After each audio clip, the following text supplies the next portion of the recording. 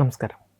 ആഗോള രാഷ്ട്രീയത്തിൽ അതിവേഗം മാറിവരുന്ന സമവാക്യങ്ങളുടെയും ഇൻഡോ പസഫിക് മേഖലയിലെ സുരക്ഷാ വെല്ലുവിളികളുടെയും പശ്ചാത്തലത്തിൽ ഇന്ത്യയും ജപ്പാനും തമ്മിലുള്ള പ്രതിരോധ സഹകരണം പുതിയൊരു തലത്തിലേക്ക് ഉയരുകയാണ്. അന്താരാഷ്ട്ര തലത്തിൽ ഏറെ ശ്രദ്ധ ആകർഷിച്ചുകൊണ്ട് ജപ്പാൻ്റെ മിറ്റ്സുബിഷി F2 യുദ്ധവിമാനങ്ങൾ ആദ്യമായി ഇന്ത്യയിലേക്ക് സൈനികാഭ്യാസത്തിനായി വിന്യസിക്കാൻ ഒരുങ്ങുന്നതായുള്ള റിപ്പോർട്ടുകൾ പുറത്തു വന്നിരിക്കുന്നു. ഇരു രാജ്യങ്ങളും തമ്മിലുള്ള വ്യോമശക്തി സഹകരണത്തിലെ ചരിത്രപരമായ ഒരു നാഴികക്കല്ലായിട്ടാണ് ഈ നീക്കത്തെ പ്രതിരോധ വിദഗ്ധർ വിലയിരുത്തുന്നത്.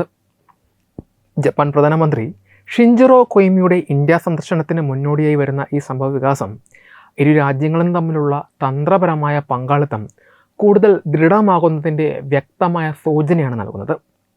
പരമ്പരാഗതമായ സൈനിക നയങ്ങളിൽ നിന്ന് മാറി സമാന ചിന്താഗതിയുള്ള രാജ്യങ്ങൾ തമ്മിലുള്ള പ്രതിരോധ ബന്ധം എത്രത്തോളം വളർന്നിരിക്കുന്നു എന്നാണ് ഇത് വ്യക്തമാക്കുന്നത്. ചരിത്രപരമായി നോക്കുകയാണെങ്കിൽ 2023 നടന്ന വീർ ഗാർഡിയൻ സംയുക്ത വ്യോമാഭ്യാസത്തിൻ്റെ ഭാഗമായി ഇന്ത്യൻ വ്യോമസേനയുടെ സുഖോയ് 30 MKE വിമാനങ്ങൾ ജപ്പാനിലെ ഹ്യാക്കുരി എയർബേസിലേക്കാണ് പോയി പരിശീലനം നടത്തിയത്. എന്നാൽ നിലവിലുള്ള റിപ്പോർട്ടുകൾ പ്രകാരം ജപ്പാൻ്റെ F2 യുദ്ധവിമാനങ്ങൾ ഇന്ത്യയിലേക്ക് നേരിട്ടെത്തി ഇവിടെയുള്ള വ്യോമതാവളങ്ങളിൽ നിന്ന് പറന്നുയർന്ന് പരിശീലനം നടത്താനാണ് സാധ്യത. ജപ്പാന് പുറത്ത് ഇന്ത്യൻ വ്യോമാന്തരീക്ഷത്തിൽ വെച്ച് ജാപ്പനീസ് പൈലറ്റുമാർ പരിശീലനം നേടുന്നത് ഇത് ആദ്യമായിരിക്കും. വ്യത്യസ്തമായ കാലാവസ്ഥാ വ്യതിയാനങ്ങൾ, വ്യോമപാത നിയന്ത്രണ സംവിധാനങ്ങൾ, ലോജിസ്റ്റിക്സ് ക്രമീകരണങ്ങൾ എന്നിവയിൽ പ്രായോഗിക പരിശീലനം നേടാൻ ഈ സാഹചര്യം ജാപ്പനീസ് സേനയെ സഹായിക്കും. ഇന്ത്യയെ സംബന്ധിച്ചിടത്തോളം വിദേശ രാജ്യങ്ങളിലെ അത്യാധുനിക യുദ്ധവിമാനങ്ങളുമായി ചേർന്ന് പരിശീലനം നടത്തുന്നത് സ്വന്തം പ്രതിരോധ ശേഷി വർദ്ധിപ്പിക്കാൻ ഏറെ ഉപകാരപ്പെടും. ഈ ദൗത്യത്തിനായി ജപ്പാൻ തിരഞ്ഞെടുത്ത മിറ്റ്സുബിഷി F2 യുദ്ധവിമാനത്തിന് സവിശേഷമായ പല സവിശേഷതകളുമുണ്ട്. അമേരിക്കൻ നിർമ്മിത F-16 വിമാനത്തിൻ്റെ മാതൃകയിൽ ജപ്പാൻ്റെ സ്വന്തം ആവശ്യാനുസരണം വലിയ മാറ്റങ്ങൾ വരുത്തി വികസിപ്പിച്ചെടുത്ത ഒന്നാണ് ഈ മൾട്ടി റോൾ യുദ്ധവിമാനം.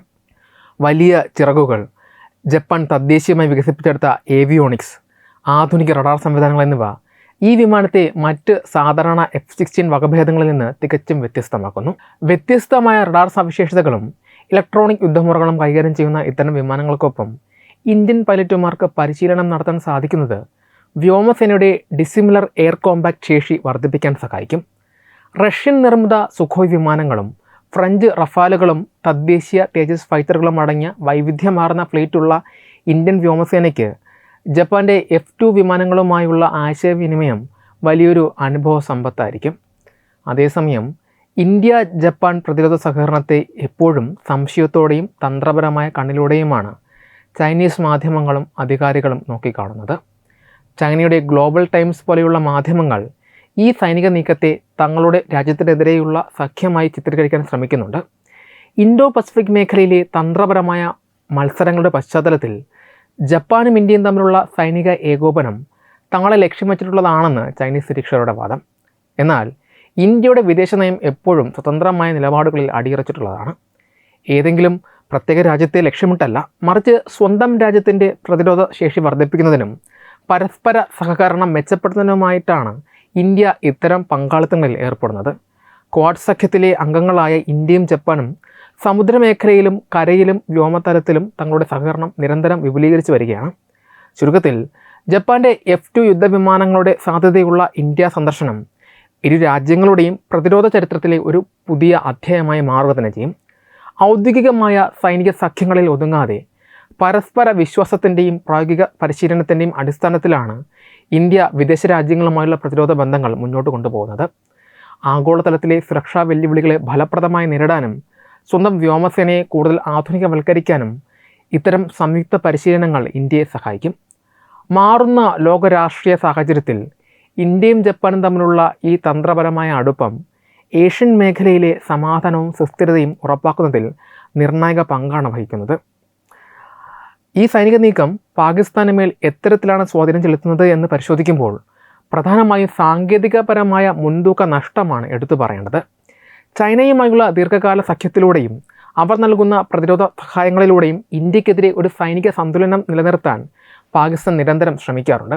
എന്നാൽ ഇന്ത്യയാകട്ടെ അമേരിക്ക, ജപ്പാൻ, ഫ്രാൻസ് തുടങ്ങിയ ലോകത്തിലെ മുൻനിര സാങ്കേതിക ശക്തികളുമായി നേരിട്ടുള്ള പ്രതിരോധ പങ്കാളിത്തം ശക്തമാക്കിക്കൊണ്ടിരിക്കുകയാണ്. ജപ്പാൻ്റെ വ്യോമസേനയുമായി ചേർന്ന് ഇന്ത്യ നടത്തുന്ന ഇത്തരം സംയുക്ത പരിശീലനങ്ങൾ ഇന്ത്യൻ പൈലറ്റുമാരുടെ ശേഷി വർദ്ധിപ്പിക്കുന്നതിനൊപ്പം ഭാവിയിലെ ഏത് യുദ്ധ സാഹചര്യങ്ങളും നേരിടാൻ രാജ്യത്തെ സജ്ജമാക്കുന്നു. വ്യോമമേഖലയിൽ ഗുണപരമായ മേധാവിത്വം നേടാൻ ഇന്ത്യ നടത്തുന്ന ഇത്തരം ശ്രമങ്ങൾ പരമ്പരാഗതമായി ഇന്ത്യയെ എതിർത്തു പോരുന്ന പാകിസ്ഥാൻ്റെ സൈനിക തന്ത്രങ്ങൾക്ക് വലിയൊരു വെല്ലുവിളിയാണ് ഉയർത്തുന്നത്. കൂടാതെ ക്വാഡ് സഖ്യത്തിൻ്റെ ഭാഗമായി ഇന്ത്യയും ജപ്പാനും തമ്മിലുള്ള ബന്ധം ദൃഢമാകുന്നതിനെ പാകിസ്ഥാൻ ഏറെ ആശങ്കയോടെയാണ് നോക്കിക്കാണുന്നത്. ആഗോളതലത്തിലെ സമുദ്ര വ്യോമ സുരക്ഷാ കാര്യങ്ങളിൽ ഇരു രാജ്യങ്ങളും കൈകോർക്കുമ്പോൾ ദക്ഷിണേഷ്യൻ ഉപഭൂഖണ്ഡത്തിൽ ഇന്ത്യയുടെ തന്ത്രപരമായ സ്വാധീനം കൂടുതൽ ശക്തമാകുന്നു. പാകിസ്ഥാൻ്റെ പരമ്പരാഗത സഖ്യകക്ഷികൾ പോലും മാറിക്കൊണ്ടിരിക്കുന്ന ഭൗമരാഷ്ട്രീയ സാഹചര്യങ്ങളിൽ പുതിയ നയങ്ങൾ രൂപീകരിക്കുമ്പോൾ ഇന്ത്യയുടെ സുഹൃത്ത് രാജ്യങ്ങളുടെ നിര വളരുന്നത് പാകിസ്ഥാൻ്റെ നയതന്ത്രപരമായ നീക്കങ്ങളെ പരിമിതപ്പെടുത്തുന്നു. അതിർത്തി സുരക്ഷയ്ക്കൊപ്പം ആകാശ പാതകളിലും സമുദ്രങ്ങളിലും ഒരുപോലെ ആധിപത്യം സ്ഥാപിക്കാൻ ഇന്ത്യക്ക് കഴിയുന്നു എന്നത് പാകിസ്ഥാൻ്റെ സൈനിക നേതൃത്വത്തിന് വലിയൊരു മാനസിക സമ്മർദ്ദമാണ് സമ്മാനിക്കുന്നത്. ചുരുക്കത്തിൽ ജപ്പാൻ്റെ F-2 യുദ്ധവിമാനങ്ങളുടെ സാധ്യമായ ഇന്ത്യ സന്ദർശനവും തുടർന്നുള്ള സംയുക്ത വ്യോമാഭ്യാസങ്ങളും ഇന്ത്യയുടെ വർദ്ധിച്ചു വരുന്ന സൈനിക ശേഷിയുടെയും നയതന്ത്ര വിജയത്തിൻ്റെയും തെളിവാണ്. സ്വന്തം രാജ്യത്തിൻ്റെ പരമാധികാരവും സുരക്ഷയും ഉറപ്പാക്കുന്നതിനായി വിദേശ രാജ്യങ്ങളുമായി നൂതനമായ പ്രതിരോധ സഹകരണങ്ങൾ സ്ഥാപിക്കാൻ ഇന്ത്യ നടത്തുന്ന ഓരോ നീക്കവും പാകിസ്ഥാൻ്റെ സുരക്ഷാ കണക്കുകൂട്ടലുകളെ തെറ്റിക്കുന്നതാണ്.